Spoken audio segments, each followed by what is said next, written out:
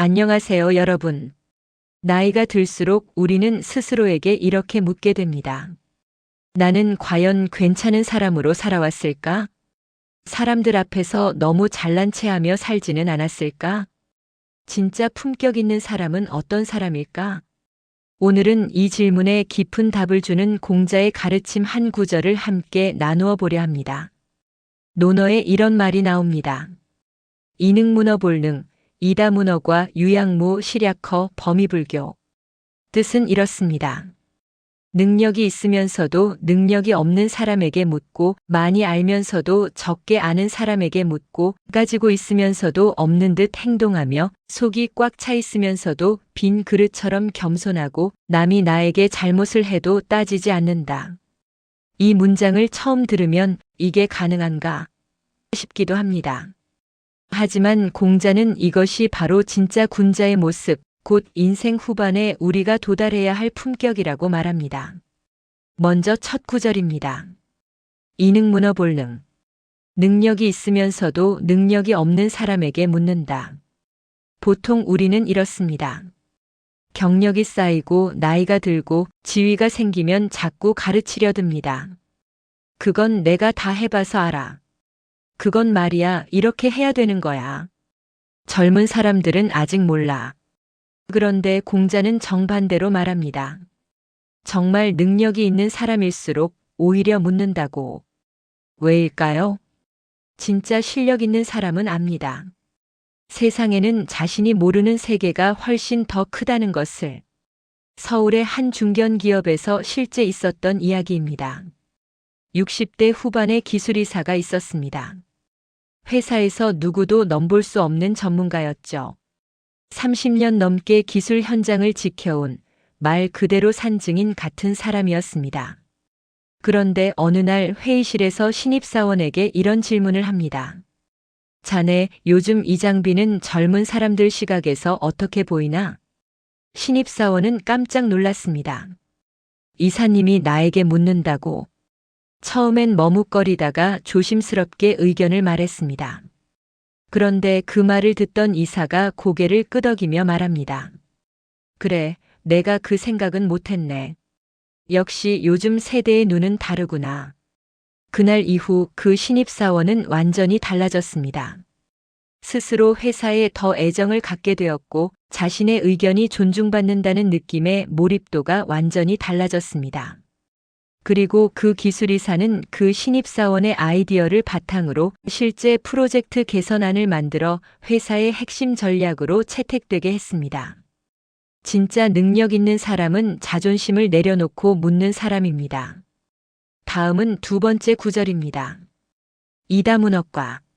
많이 아는 사람이 적게 아는 사람에게 묻는다. 우리는 보통 이렇게 생각합니다. 저 사람은 나보다 잘 모르니까 굳이 물어볼 필요 없어. 내가 설명해줘야 할 사람이지. 하지만 공자는 말합니다.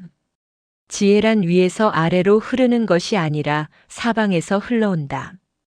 경험이 많은 사람은 이론은 부족하지만 삶에서 얻은 감각을 가진 사람에게서 배울 수 있고 학식이 깊은 사람은 현장에서 몸으로 부딪혀 본 사람에게서 배울 수 있습니다.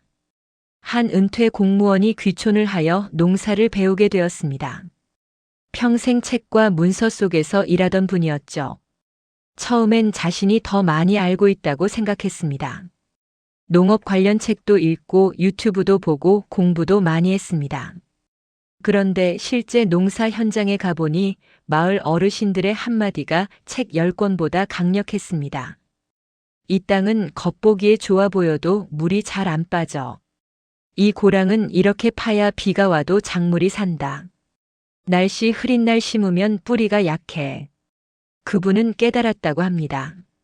내가 지식은 많았지만 지혜는 이분들이 훨씬 많더라. 그래서 그 이후부터는 마을 어르신들께 늘 묻고 늘 배우는 자세로 바뀌었습니다. 그러자 놀라운 변화가 일어났습니다. 마을 사람들이 그분을 진심으로 존중하기 시작했고 자연스럽게 공동체의 중심 인물이 되었습니다. 다음 세 번째 구절이 참 아름답습니다. 유양무. 가지고 있으면서도 없는 듯 행동한다. 사람은 나이가 들수록 자기가 이룬 것, 자기가 경험한 것, 자기가 가진 것을 자꾸 드러내고 싶어집니다. 내가 말이야 예전에. 그때 내가 얼마나 고생했는지 알아? 내가 없었으면 이 일 안 됐어. 그런데 진짜 품격 있는 사람은 다릅니다. 가지고 있어도 티를 내지 않습니다. 왜일까요? 진짜 내공이 있는 사람은 굳이 증명할 필요가 없기 때문입니다. 네 번째 구절입니다. 시랴커. 속은 꽉 찼지만 겉모습은 텅 빈 듯하다. 이 말은 곧 겸손의 깊이를 말하는 구절입니다. 얕은 사람일수록 조금만 알아도 떠들고 조금만 성과가 있어도 과시합니다. 그러나 깊은 사람일수록 말수가 줄고 태도가 부드러워집니다. 왜냐하면 진짜 많이 아는 사람은 말보다 침묵의 무게를 알기 때문입니다. 많은 분들이 공감하실 겁니다. 동창 모임, 전우회 모임, 동호회 모임에 가보면 꼭 이런 사람이 있습니다. 말을 많이 하지 않는데도 사람들이 은근히 그 사람 주변으로 모입니다. 그 사람은 자기 자랑을 하지도 않고 남을 평가하지도 않고 조용히 듣고 고개 끄덕이고 필요할 때 한마디를 합니다. 그리고 그 한마디가 늘 사람들의 마음을 편안하게 만듭니다. 사람들은 이렇게 말합니다. 저분은 참 사람 냄새가 난다. 곁에 있으면 마음이 편하다. 괜히 존경하게 된다. 바로 이런 사람이 시랴커의 삶을 사는 사람입니다. 마지막 구절입니다. 범위불교. 남이 나에게 잘못을 해도 따지지 않는다. 이 말이야말로 정말 어렵습니다. 우리는 보통 이렇게 반응합니다. 왜 나한테 그렇게 말해? 그 말은 너무한 거 아니야? 가만히 있으면 내가 우습게 보이나? 하지만 공자는 말합니다. 진짜 큰 사람은 굳이 따지지 않는다고. 왜냐하면 그 사람은 이미 알고 있기 때문입니다. 말로 이겨봐야 아무 의미 없다는 것을. 상대의 수준까지 내려가면 내가 손에 달하는 것을. 침묵이 때로는 가장 강한 품격이라는 것을. 한 60대 남성의 이야기입니다. 직장에서 후배가 공개적으로 무례한 말을 했습니다. 예전 같았으면 즉시 반박하고 따지고 분위기가 험악해졌을 것입니다. 그런데 그날 그는 잠시 멈췄습니다. 그리고 이렇게 말했습니다. 그래, 그렇게 느꼈다면 내가 더 설명을 못한 탓이겠네. 회의실 분위기가 완전히 바뀌었습니다.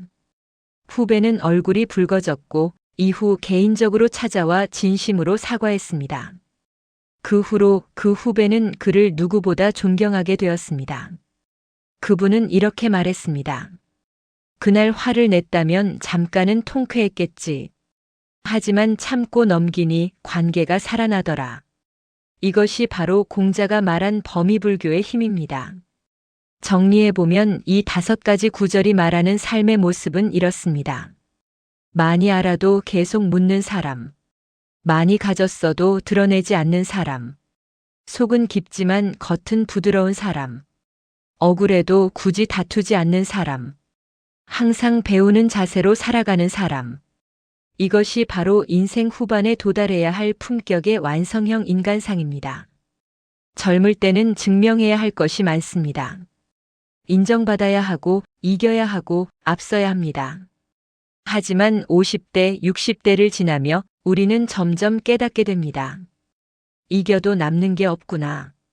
말로 이기는 건 진짜 승리가 아니구나.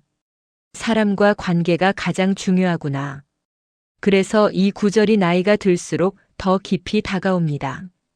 이제는 더 잘 보이기 위해 사는 것이 아니라 더 편안한 사람으로 살아가기 위해 이 말이 꼭 필요해지는 시기이기 때문입니다.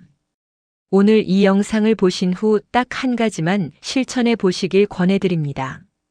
오늘 하루 누군가에게 진심으로 한번 물어보는 것. 자네 생각은 어때? 내가 놓친 부분이 있을까? 요즘 젊은 사람들 눈에는 어떻게 보이나? 그리고 굳이 따질 필요 없는 일에는 한 번 더 참아보는 것. 그 순간은 억울할 수 있지만 시간이 지나면 반드시 깨닫게 됩니다. 그때 참길 잘 참았다. 진짜 깊은 사람은 목소리가 크지 않습니다. 존재감이 과하지 않습니다. 그러나 그 사람 곁에는 늘 사람들이 모입니다. 왜냐하면 그 사람 곁에서는 마음이 편안하기 때문입니다. 공자가 말한 이 한 구절은 결국 우리에게 이렇게 말하고 있는 듯합니다. 잘난 사람이 되려고 애쓰지 말고 편안한 사람이 되도록 살아가라. 오늘 함께 나눈 논어의 이 한 구절. 이능문어 볼능, 이다문어과 유양무, 실약허, 범위불교. 이 말은 우리 인생 후반을 위한 가장 아름다운 삶의 지침서라고 해도 과언이 아닙니다. 더 가지려 애쓰기보다, 더 높아지려 애쓰기보다 더 부드러워지는 삶, 더 낮아지는 삶, 더 넓어지는 삶. 그 길 위에 이 말이 늘 함께하기를 바랍니다. 이상으로 오늘의 옛글 속 인생 수업을 마치겠습니다. 끝까지 시청해 주셔서 감사합니다. 다음 시간에 또 만나요.